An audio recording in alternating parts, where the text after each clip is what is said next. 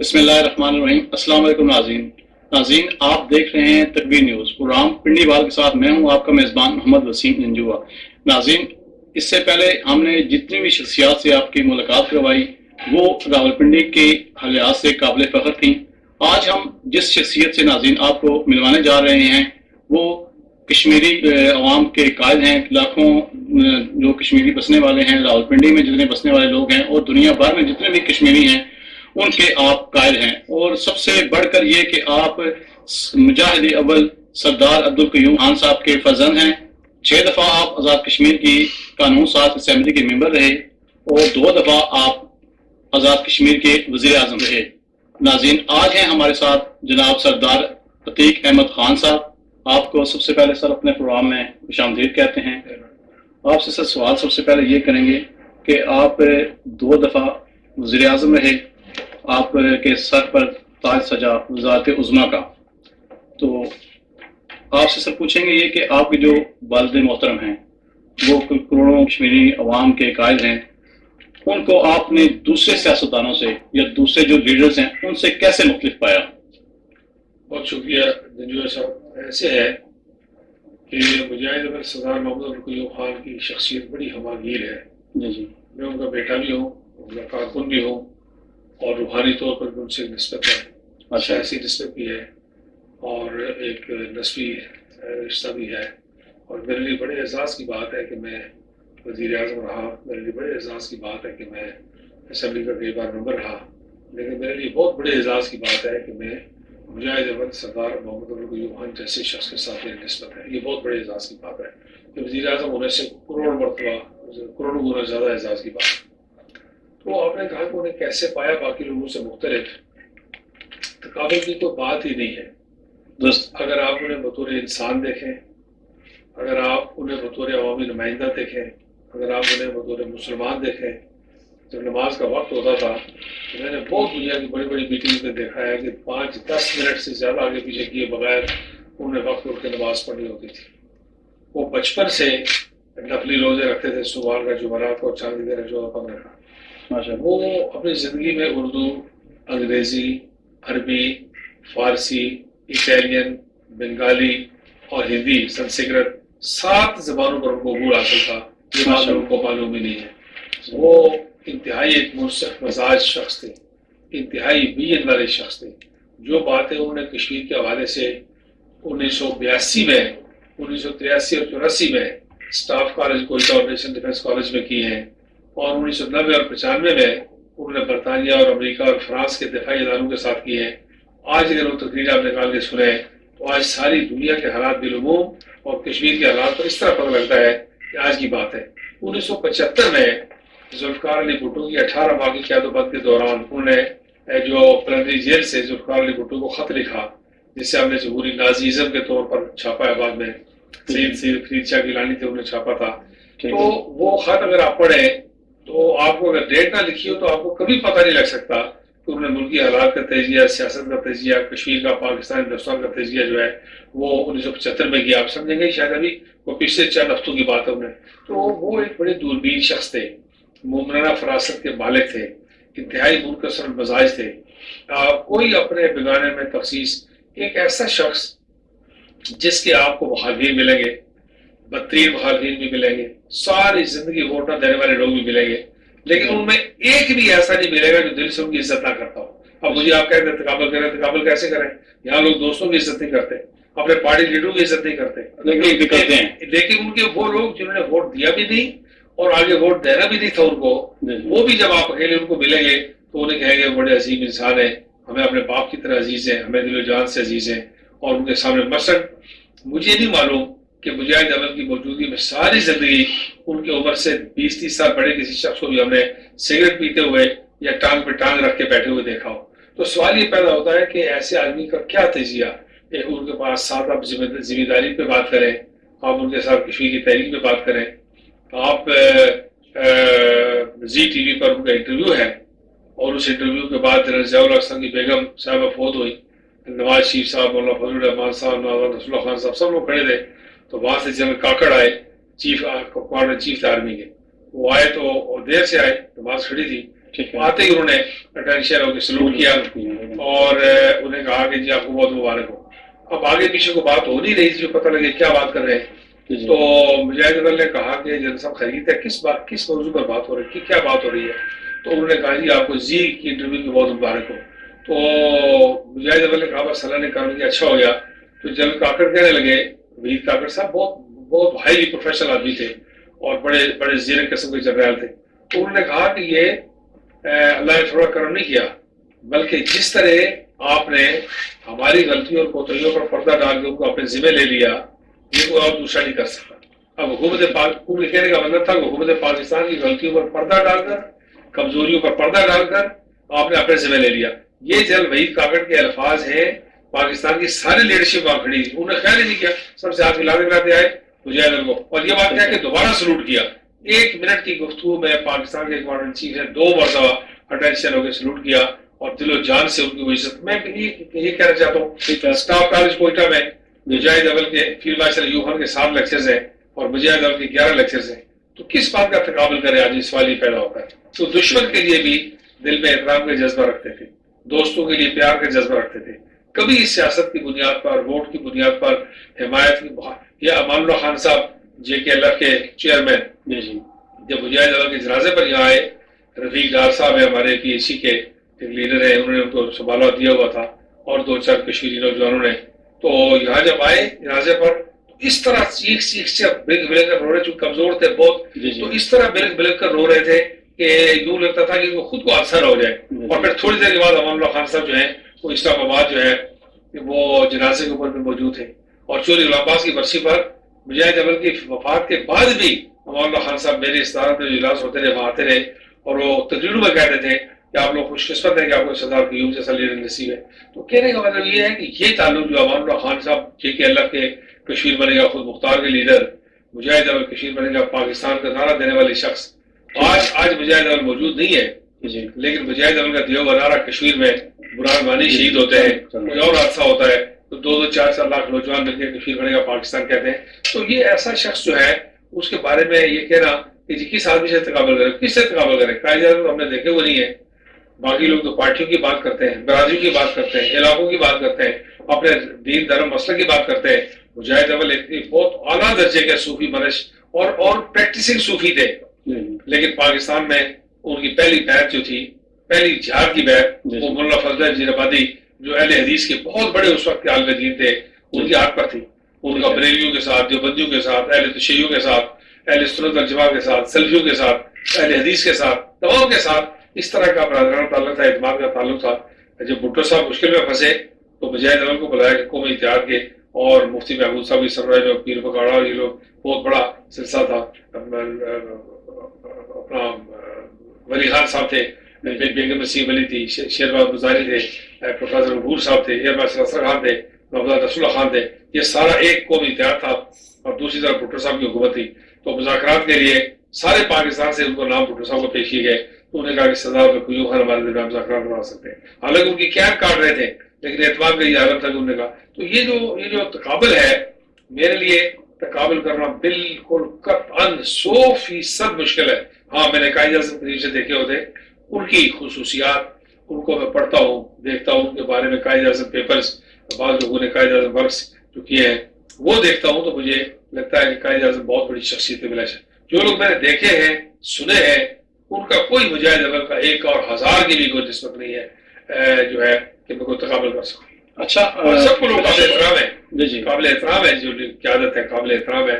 سب میں اپنے اپنے خاصیت ہیں, ان کے اپنے کوالٹیز ہیں, اپنے کارنامے ہیں, ان کا اپنا کریڈٹ ہے. لیکن میں مجاہد اول کا بالکل میں باوضو ہوں, بالکل میں مجاہد اول کا 1% بھی کسی کے ساتھ تقابل کرنے کے لیے تیار نہیں. اچھا, بلا شبہ کہ آپ کے والد صاحب جو ہیں وہ ایک عظیم لیڈر تھے اور عظیم قائد تھے. مجھے یہ پتہ چلا ہے, ہمیں یہ پتہ چلا ہے کہ انہوں نے آپ کی دینی تربیت بھی کی ہے. تو دینی تربیت کے حوالے سے کچھ بتائیں گے آپ؟ دیکھیے ایسے ہے کہ ہمیں گھر میں ماحول جو ہے, جی ہم دیہاتی لوگ ہیں, سادہ لوگ ہیں, متوسط طبقے کے لوگ ہیں, تو ہم نے گھر میں ماحول سارا اپنا دینی دیکھا ہے.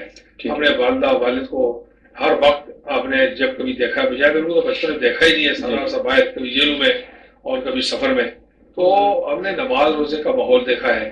6 سال کی عمر میں میں نے قرآن پاک اللہ نے توفیق دی مکمل کر لیا تھا ناظرہ قرآن پاک پڑھنا, اور میں 6-7 سال کی عمر سے اللہ نے نماز روزے کی توفیق دی ہے. رہنا سہنا ہمارا عام لوگوں کی طرح سلوار قمیص. میں 2 دفعہ وزیر اعظم رہا, دنیا کے بہت بڑے بڑے فورم تک جانے کا موقع ملا. میں نے کبھی ڈریس تبدیل نہیں کیا. میں نے بہت قابل احترام علماء کو دیکھا ہے, مشائخ کو دیکھا ہے, اور لوگوں کو دیکھا ہے.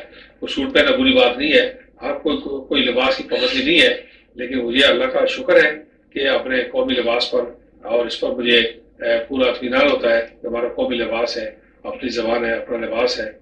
تو اس لیے میں نے مجاہد اول سے ہم سیکھ نہیں سکے ان سے, لیکن ان سے رہنمائی ملتی رہی. ان کو دیکھتے رہے کہ ہر موقع پر کیا کر رہے ہیں. تو ہو سکتا ہے ان کے مقابلے میں 1000 درجے بھی نیچے ہم وہ کوالٹیز ہمیں نہ ہوں, لیکن وہ راستہ ہمیں دھندلا سا معلوم ہے کہ جو ان کو دیکھتے رہے کہ وہ کس طرح معاملات کرتے تھے. اس میں دینی تربیت سر فہرست تھی, کیونکہ دینی ماحول تھا. میں نے مجاہد کو ساری زندگی کبھی ایک مرتبہ یہ کہتے ہوئے نہیں سنا کہ میں جو ہے 1 منٹ ساری جی میں 1 منٹ لیٹ ہو گیا. کبھی ایسا نہیں ہوا, کبھی ایسا نہیں ہوا کہ انہیں کسی محفل میں جا کے کہا ہو کہ سوری جی میں 1 منٹ لیٹ ہو گیا. بلکہ 1-2 موقع ایسے تھے کہ مجھے اگر خالی ہال میں جا کے بیٹھ گئے, فلیٹیز میں ایک فنکشن تھا, تو مولانا رسول اللہ خان صاحب, پروفیسر غفور صاحب اور بڑے بڑے لوگ, یہ بعد ایس ایم ظفر صاحب یہ بعد میں آئے, تو سب نے دیکھا وہ بیٹھے ہوئے ہیں, لوگ بعد میں آ رہے ہیں, لیکن وہ اپنے وقت پہ. تو ان کی وقت کی پابندی کا, ان کا مطالعے کا شوق, ان کا جیل میں کلندری جیل میں تھے, قیدیوں کے ساتھ روٹی لگاتے تھے. پنڈی جیل میں تھے, پنڈی سازش کیس میں جل قرآن فیض فیض. یہ پنڈی والے پرانا جو جیل گر گیا ہے, جس میں پھانسی کی کوٹری میں تھے, 1.5 سال وہاں یہاں قید رہے. آدھی زندگی ان کی جیل میں گزری ہے. بھٹو صاحب کے زمانے میں 1.5 سال قید رہے, جنرل ضیاء الحق صاحب کے زمانے میں وہ 1.5 سال قید رہے. میں خود جو ہے اسٹوڈنٹ پالیٹکس میں تھا, تو اس وقت ہم نے عیدیں شکراتیں جیلوں میں کی ہیں ضیاء الحق صاحب کی ابتدائی ماشاء اللہ میں. تو کہنے کا مطلب یہ ہے کہ انہوں نے تربیت جو ہے, سیاسی تربیت ہے, اخلاقی تربیت ہے, دینی تربیت ہے, عادات اتوار ہیں, سیاسی سماجی معاملات ہیں, اس میں ہم نے جو کچھ تھوڑا بہت اگر کچھ سدت ہے ہماری, انہیں سے سیکھا ہے.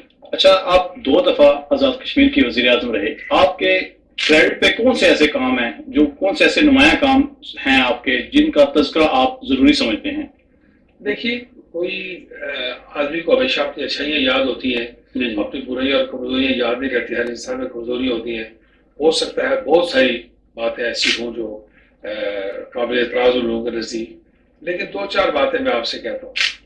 میں یہ کہتا ہوں کہ میں آج اگر کسی محفل میں بیٹھا ہوں, کسی جلسے میں بیٹھا ہوں, کسی اپنی بنگالی خوشی غمی کی دعوت میں بیٹھا ہوں, تو میں کوئی آدمی مجھے یہ خوف نہیں ہوتا کہ اچانک ملے گا اور اٹھ کے کھڑا ہو کے کہے گا کہ آپ کے ہاتھ سے مجھے تکلیف پہنچی ہے. پترین مخالف بھی کسی برادری کی ملے گا, چھوٹا بڑا, یہ نہیں وہ کہہ سکتا کہ جی میں آپ نے جی بڑی زیادتی کی تھی.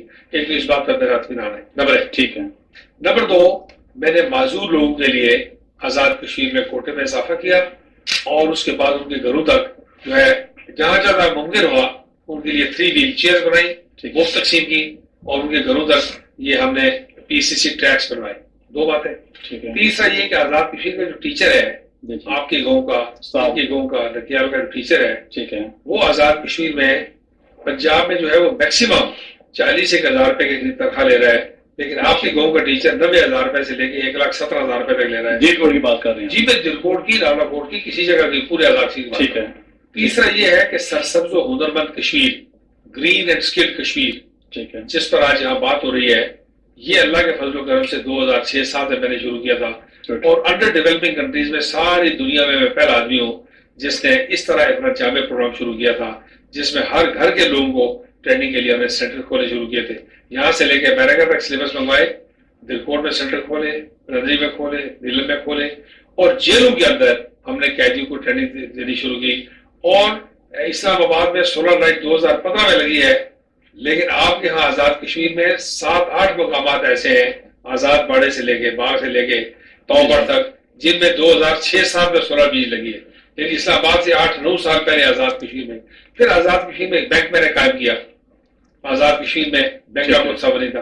پھر آزاد کشمیر میں نے ایشین ڈیولپمنٹ بینک کا لیزان آفس قائم کیا, دنیا کا ایک مالیاتی ادارہ ہے, جو اس کا یونیسیف کا دفتر مظفرآباد میں قائم کروایا، آزاد کشمیر میں فارن انویسٹمنٹ کروائی.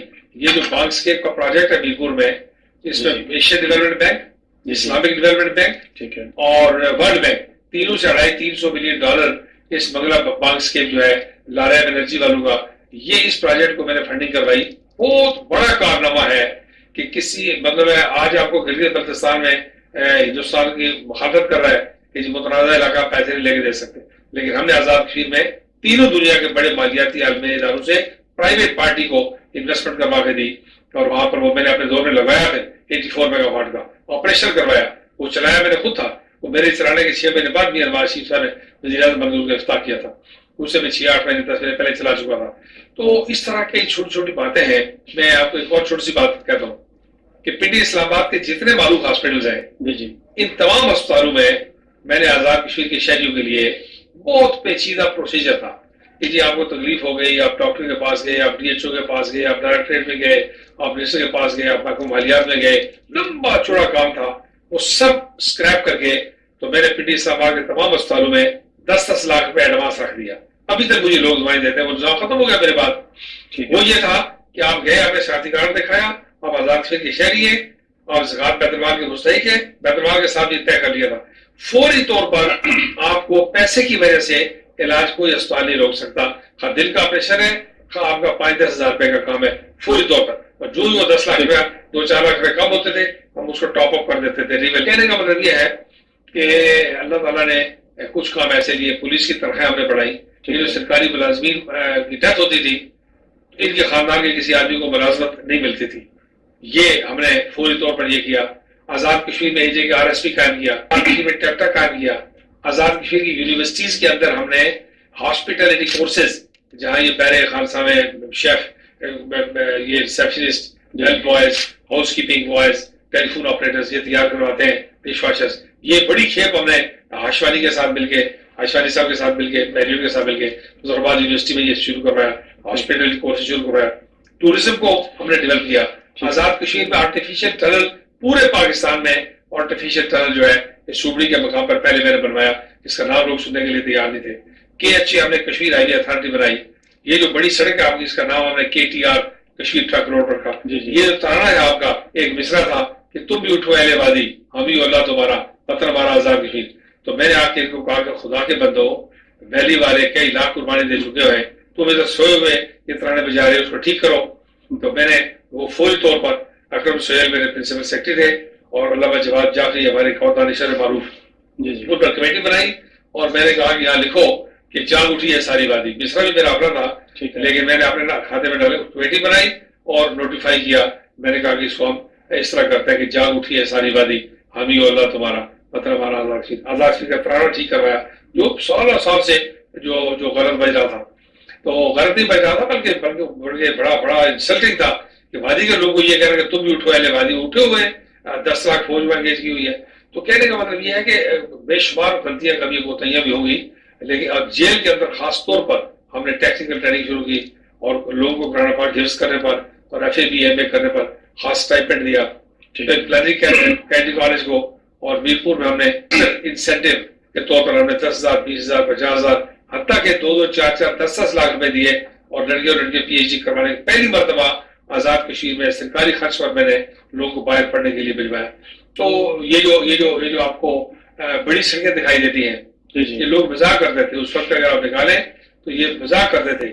یہ بڑی سڑکیں جو آپ کو چکوٹھی سے مظفرآباد سے 8 مقام، یہ کوالہ سے ارجا باغ راولا کوٹ، اور یہ جو ٹائم والی سڑک ہے، یہ 30 فٹ چوڑی سڑکوں کا کوئی تصور اس آج بھی آپ کے ایئرپورٹ سے ایک 30 فٹ، یہ اگرچہ سب سے آخر میں منصوبہ بنائے تھے، 30 فٹ چوڑی سڑک ایئرپورٹ سے گزرتی ہے. آپ ذرا پتہ کریں، نیٹ پہ جا کے تلاش کریں کہ 5-6 ہزار فٹ پہ پورے پاکستان میں کتنی سڑکیں جو اتنی چوڑی ہیں یہ ساری. تو کہنے کا مطلب یہ ہے کہ کوئی ایسے چند ایسے کام اللہ تعالیٰ نے ہم سے کروائے جو یقیناً بہت کچھ کرتے. غازی میلہ سردار محمد ابراہیم خان صاحب کی تصویر جو ہے وہ میں نے فوری طور پر لگائی. کوآپریٹو کے قرضے تھے، کوآپریٹو بینک ختم ہو گیا، لیکن قرضہ ہوگا 5-10 ہزار ہے، آپ روتے پھرتے ہیں. وہ میں نے پہلے دن حلف کی تقریر میں نے کہا کہ جو ہے اس کو ختم کرو، وہ معاف کر دیے. پھر یہ ہے کہ سری نگر کے ڈاکٹروں اور لیڈی ڈاکٹرز کو آزاد کشمیر کے اندر سرکاری ملازمت اور گلگت بلتستان کے لوگوں کو سرکاری ملازمت عباس انسٹیٹیوٹ میں ڈاکٹر بھرتی کیے, سری نگر کے ڈاکٹر بھرتی کیے. اتفاق کی بات ہے, جس دن میں سری نگر کے ڈاکٹروں کو اپائنٹمنٹ لیٹر دے رہا تھا میرپور میں, اس دن پاکستان کے ٹی وی چینلز دکھا رہے تھے کہ سری نگر میں ڈاکٹر بے روزگار ڈاکٹر ہڑتال میں بیٹھے ہوئے تھے. تو جو تھوڑا بہت کام ہم سے ہو سکا, بہت امپورٹنٹ ادارے ہیں, کسی سڑک کو قائد اعظم کے نام سے منسوخ کیا فوالے والی, مظفر آباد کے کالج کو فاطمہ جینا کالج کیا, میرپور میں مسٹ یونیورسٹی شوکت عزیز صاحب بھاگ گئے, اور ان کی خواہش یہ تھی کہ میں بھاگ کے لیے کوئی ادارہ لوں ان سے, لیکن میں نے میرپور پر کھڑے ہوئے نے کہا کہ یہ سائنس اور ٹیکنالوجی کی یونیورسٹی ہے, میرپور میں مسٹ یونیورسٹی بنوائی.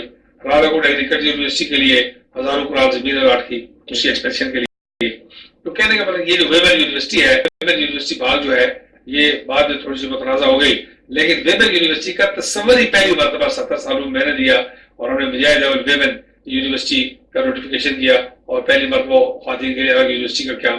تو کہنے کا مطلب یہ ہے کہ کئی باتیں ایسی ہیں جو اللہ تعالیٰ کے, مظفر آباد میں ہم نے سی ایم ایس میں پوسٹ گریجویٹ کلاسز اس کے لیے ہم نے اس کا اہتمام کیا.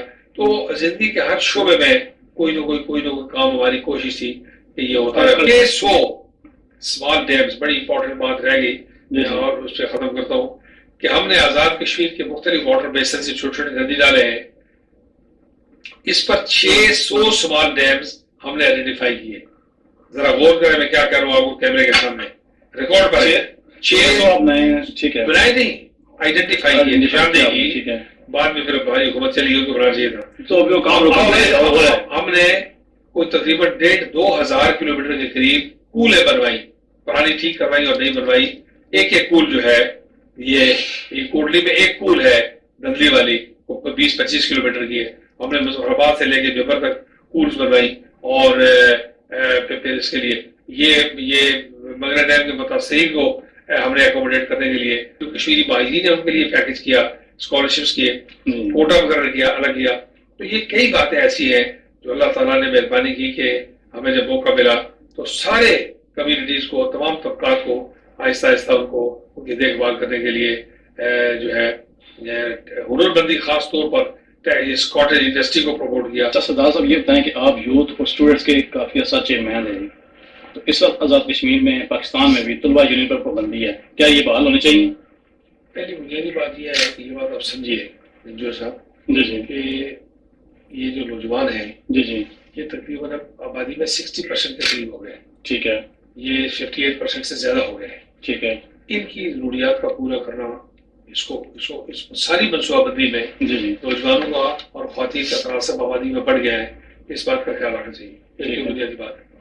دوسری بات یہ ہے کہ تعلیمی اداروں میں یونینز کو بالکل بحال ہونا چاہیے. ٹھیک ہے. لیکن ایسا کوڈ آف کنڈکٹ بننا چاہیے کہ باہر کی سیاست کو تعلیمی اداروں میں داخل ہونے سے روکنا چاہیے.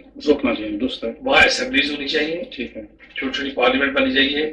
مہاراجہ ہری سنگھ کے زمانے میں 8ویں 9ویں اور 10ویں میں یہ ہوتا تھا کشمیر میں کہ ایک اسمبلی بنی ہوئی ہے, ایک اسپیکر بنا ہوا ہے, ایک صدر بنا ہوا ہے, ایک قائد وزیر اختلاف بنا ہوا ہے, ایک منسٹر بنا ہوا ہے, وہاں پہ ڈیبیٹ ہو رہی ہے. 8ویں 9ویں اور 10ویں میں مہاراجہ ہری سنگھ کے زمانے میں اسٹیٹ کے اندر اسکولوں کے اندر اسمبلی کی پریکٹس کروائی جاتی تھی.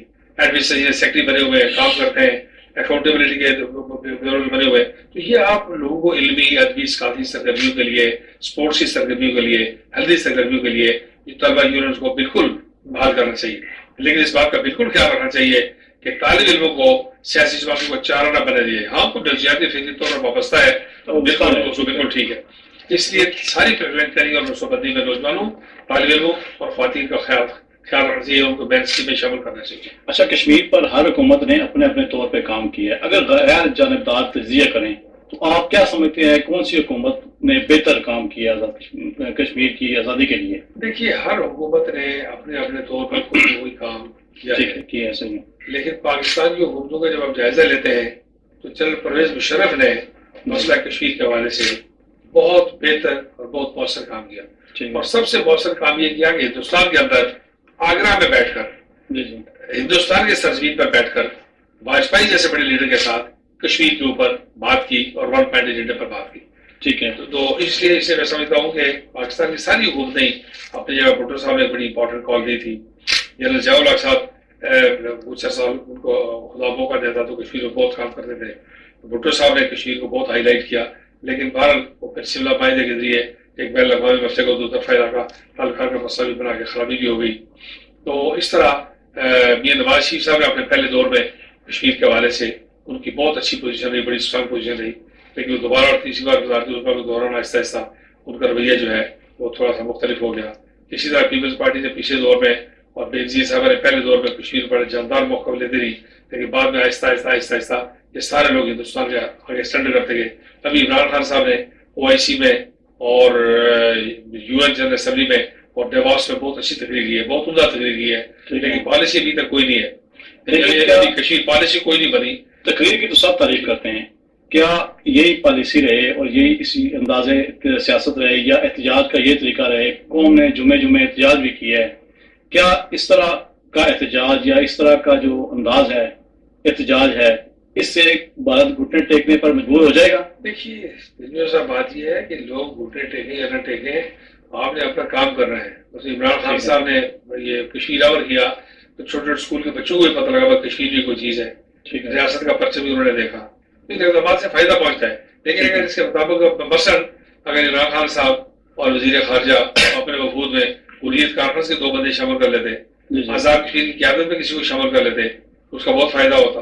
2-4 میٹنگیں کرتے. جنرل ضیاء الحق ریگولرلی کشمیری سے ملتے تھے.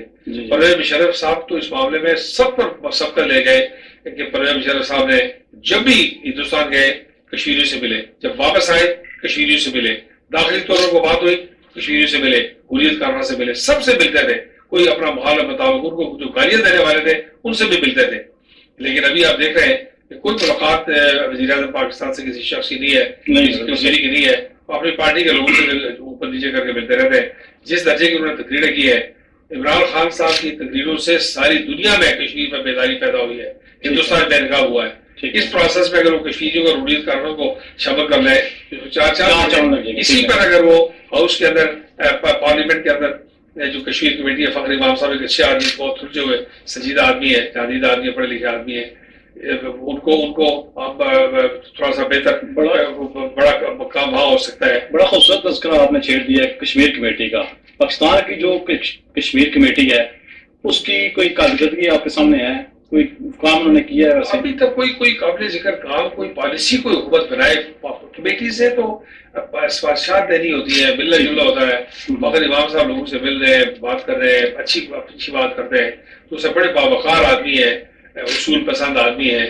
اسپیکر شپ چھوڑ کر یا استعفیٰ دے کے چلے گئے تھے. پاکستان میں بہت گنے چنے لوگوں کا نام آتا ہے اصول پسندی میں. لیکن یہ ہے کہ کوئی پالیسی ہوگی تو پالیسی مجھے نہیں پتا حکومت پاکستان کی کشمیر پالیسی کیا ہے, تو فخر امام صاحب کو کیا, دوسرے کسی کو کیا پتا ہوگی, اس بات کی پتا ہوگا. آپ کے جو والد گرامی ہیں انہوں نے جہاد کا اعلان کیا, وہ مجاہد اول ہیں, اور مجاہد اول میں کہا جاتا ہے پوری کشمیری عوام, دنیا بھر کے لوگ اس نام سے انہیں جانتے ہیں.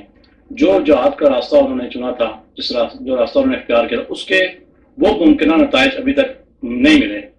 اس پر آپ کیا کہیں گے؟ یہ پہلی بنیادی بات یہ ہے کہ انہوں نے جہاد کیا 18 ماہ. ٹھیک ہے, 18 ماہ وہ جہاد آزاد کشمیر سے نکل کر گلگت بلتستان میں پہنچا. ٹھیک ہے, اور وہاں کرنل مرزا حسن خان نے لوگوں نے اس کو سنبھالا اور یہ سارے علاقے آزاد ہوئے. ٹھیک ہے, آپ یہ کہتے ہیں فائدہ نہیں پہنچا. مشرق پاکستان آپ کے ہاتھ سے چلا گیا, جو مذاکرات میں بھرا ہوا ملک تھا, اور جو علاقہ آپ نے لڑکے حاصل کیا جہاد کے ذریعے. نہ اس وقت پاکستان کا وجود تھا, نئی حکومت تھی, نہ اس وقت فوج تھی. آپ نے خود لڑکے کے علاقہ حاصل کیا اسلام اور پاکستان کے نام پر. آج تک وہ آزاد پاکستان کا سب سے مضبوط دفاعی اظہار ہے. وہ تحریک آزادی کشمیر کا بیس کیمپ ہے, اس کی بنیاد پر وہاں تحریک چل رہی ہے. تو اس کے مطلوبہ نتائج تو ساری دنیا میں تحریک اسی طرح چلتی ہے. اللہ کے فضل سے مجاہد اول صاحب نے خان صاحب کی چلائی ہوئی تحریک آزادی کشمیر جو ہے وہ بالکل جاری اور ساری ہے. آج سارے کشمیر میں آپ کشمیر بنے گا پاکستان کا نعرہ دیکھتے ہیں لگتے ہوئے, وہی تحریک ہے. اس لیے وہ تحریک جاری ہے اور جلد وہ تحریک اپنے انجام پر پہنچے گی انشاءاللہ. اچھا, بھارت جو ہے وہ اپنے ایک ایجنٹ کے لیے, کلبھوشن یادیو کے لیے عالمی عدالت انصاف میں چلا گیا ہے. کیا وجہ ہے کہ ہم اپنا کشمیر کا جو مقدمہ ہے وہ عالمی عدالت انصاف میں یا دیکھنے جا سکیں گے؟ دیکھیے, وہ کلبھوشن یادیو کا معاملہ اور طرح کا ہے. ہمارا مسئلہ بین الاقوامی ایجنڈے کا حصہ ہے, یونائٹڈ نیشن سیکورٹی کونسل کی قراردادوں کا حصہ ہے. اس لیے کوئی فکر مندی کی بات نہیں ہے. وہاں جا سکتا ہے. ہم افضل گرو کی شہادت کو لے کے جا سکتے ہیں, ٹھیک ہے, ہم برہان وانی کے کیس کو لے کے جا سکتے ہیں, ہم ڈاکٹر قاسم 27 سال سے جیل میں بیٹھے ہیں ان کا کیس لے کے جا سکتے ہیں, بے شمار کیسز ہیں جو لے کے جا سکتے ہیں, لیکن ہمارا کیس بین الاقوامی مقدمے میں موجود ہے. ہندوستان کے انکار کے باوجود امریکی صدر کو 5چھٹی مرتبہ ڈونلڈ ٹرمپ کہہ چکے ہیں کہ میں ثالثی کرنا چاہتا ہوں. اس کا مطلب مسئلہ موجود ہے تو ثالثی کرنا چاہتے ہیں. تو ساری دنیا جو ہے وہ ہندوستان کے حوالے سے پریشانی کا اظہار کر رہی ہے. بنیادی وجہ تو کشمیر ہے. کشمیر ہے تو اس کی وجہ سے پانیوں کا مسئلہ بھی ہے, سرکری کا مسئلہ بھی ہے, سیشن کا مسئلہ بھی ہے, سرحدی مسئلہ بھی ہے, سیز فائر لائن کا مسئلہ بھی ہے. اس سے ہندوستان کو میرا یقین ہے کہ اسے ہم عالمی عدالت انصاف میں جائیں یا نہ جائیں وہ آپشن کھلا ہے, لیکن ہندوستان کو جانا تو چاہیے سر. جی بالکل جا سکتے ہیں, بالکل جا سکتے ہیں. ٹھیک ہے. اچھا مجھے آپ یہ بتائیں کہ کلوزنگ کی طرف چلتے ہیں کہ جو انڈیا ہے, بھارت نے اس وقت تک جو اقدامات کیے ہیں, 200 دن ہو گئے ہیں, کشمیری جو ہے محصول ہیں, کھانے پینے کی اشیاء انہیں میسر نہیں ہے, جو ظلم و ستم کا بازار وہاں پہ گرم ہے, اس کے حوالے سے کون سے ایسے اقدامات اٹھانے چاہیے کہ جس سے کہ بھارت جو ہے کم از کم وہ وہاں سے کرفیو تو ختم کر دینا. اس وقت تک ہمارے سیکورٹی کونسل کے 2-3 اجلاس ہو چکے ہیں. جی جی, انہوں نے 65 کے بعد سیکورٹی کونسل کا اجلاس ہونا اور P5 کا اجلاس ہونا چھوٹی بات نہیں ہے.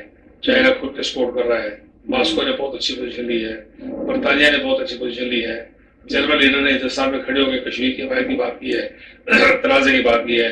امریکہ سے اچھی مناسب پوزیشن, ایمنسٹی انٹرنیشنل ایک پوزیشن لی ہوئی ہے. اس لیے ہمیں اس وقت چاہیے کہ سب سے پہلے کشمیری کو بچانے کا انتظام کریں. ہندوستان کی فوج وہاں سے پیچھے ہٹے, اسکول کالج اسپتال بحال ہوں اور وہاں انڈیا کی فوج وہاں سے ہٹے, ہندوستان کی فوج وہاں سے ہٹے اور وہاں غیر ملکی پیس کیپنگ فوجیں جائیں. یاسین ملک صاحب کو پھانسی دینے کے قریب انہوں نے پہنچایا ہوا ہے. یاسین ملک کی, سید علی گیلانی صاحب کی اور میرواز صاحب کی, ان قائدین کو رہا کرنا چاہے, جانے بچائی جائیں. عمر عبداللہ کو, فاروق عبداللہ کو, محبوبہ مفتی کو رہا کرنا چاہیے. ان سارے سیاسی قیدیوں کو رہا کرنا چاہیے.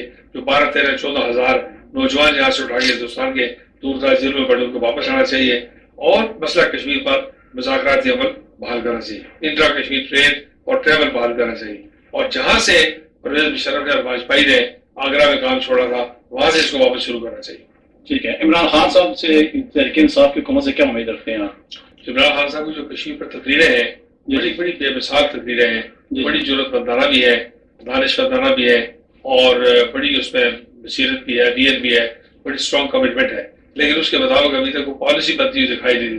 اگر اس کے مطابق پالیسی بن جائے تو عمران خان صاحب کو کشمیر کے محاذ پر بے مثال کامیابی حاصل ہو سکتی ہے اور وہ کشمیریوں کے اچھے وکیل ہیں, اچھے نمائندے ہیں اور بہترین سفیر ہیں بھی اور مزید بھی ثابت ہو سکتے ہیں.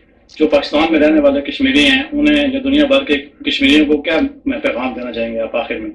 ایک پیغام یہ ہے کہ پاکستان کشمیریوں کی آخری پناہگاہ ہے. کشمیر پاکستان کشمیریوں کی آخری منزل ہے. پاکستان کشمیریوں کی منزل مقصود ہے. اس لیے جہاں ریاستی تشخص پر پہرا دیتے ہیں اور جموں کشمیر کے عوام کو چاہیے وہ ریاست کے اندر پاکستانی تشخص پر بھی اسی طرح پہرا دیں. اس لیے کہ دنیا کی جس تحریک کے پیچھے کوئی پاکستان جیسا ملک نہیں ہے, کوئی امداد کی بات نہیں ہے, ایک تصور میں بھی خیال میں بھی موجود ہو تو ہندوستان کے اندر بڑی بڑی طاقتور تحریکیں ہیں, ہم سے زیادہ علاقہ لوگ ہیں, لیکن کوئی تحریک آگے نہیں بڑھ سکی. تو اس لیے کہ اس کے پیچھے کوئی جاندار ملک موجود نہیں تھا. لیکن کشمیر کی تحریک جو ہے وہ پاکستان ایک فریق ہے اور بین الاقوامی طور پر تصدیق شدہ فریق ہے اور ہندوستان کی درخواست پر فریق بنا ہے. اس لیے میں سمجھتا ہوں کہ پاکستان کے ساتھ جو رشتہ ہے اس کو دن بہ دن مستحکم کرنا چاہیے اور پاکستانیت کو کمزور ہونے سے بچانا چاہیے اور مسئلہ کشمیر کو پاکستان کے نقطہ نظر اور پاکستان کے مستقبل اور بقا کے نقطہ نظر سے دیکھنا چاہیے. کشمیر بنے گا پاکستان. 6 لاکھ انسانی جانیں جس راستے میں قربان ہوئی ہیں, جس راستے میں 18 ماہ کی ہبا اور 8 سال کی آصفہ کا سر کچلا گیا اور ان کو پیرٹس لگے, جس میں 90 سال کی بوڑھی عورت گینگ ریپ ہوئی. آپ کیا سمجھتے ہیں جس میں کٹھوا میں اور قرن پوش پورا میں جو ہے وہ گینگ ریپس ہوئے, آپ کا کیا خیال ہے جس مقصد کے لیے اتنی قربانیاں دی جائیں کبھی ناکام ہو سکتا ہے؟ ہندوستان سے نویشتہ اقدار پڑھنا پڑے گا. جلد یا بدیر اللہ تعالیٰ کے فضل و کرم سے سارا جموں کشمیر آزاد ہو کر پاکستان میں شامل ہوگا اور پاکستان میں جغرافیائی, اقتصادی اور معاشی اور دفاعی سرحدات میں مکمل ہوگا. تھینک یو سو مچ صدارت صاحب, آپ کا بہت بہت شکریہ. آپ نے اپنا قیمتی وقت میں عنایت فرمایا. جی تو ناظرین، آپ نے ہمارا آج کا یہ پروگرام دیکھا، آپ نے مجاہد اول کے فرزند عظیم جناب سردار عتیق احمد خان صاحب کی باتیں سنی۔ ہم امید کرتے ہیں کہ انشاءاللہ مقبوضہ کشمیر کے اندر جو حالات ہیں اس میں بہتری کے لیے ایسے قائدین اور موجودہ حکومت جو ہے ہمارے عمران خان صاحب کی، وہ اپنا کردار ادا کرتے رہیں گے، اور جو سردار عتیق احمد خان صاحب کا جو شکوہ ہے کہ عمران خان صاحب کو کشمیری قیادت کو ساتھ میں لانا چاہیے تھا، وہ ضرور شامل کر کے ان کی رائے لیں گے، ان کی مشاورت سے مزید آگے اقدامات اٹھائیں گے۔ انہی الفاظ کے ساتھ اجازت چاہیں گے، کیمرہ مین شیخ عادل کے ساتھ تکبیر نیوز راولپنڈی کی ٹیم کو اجازت دیجیے۔ انشاءاللہ نئے پروگرام میں کسی نئے چہرے کے ساتھ آپ سے ضرور ملاقات ہوگی۔ السلام علیکم۔ وطن ہمارا آزاد کشمیر، آزاد کشمیر، وطن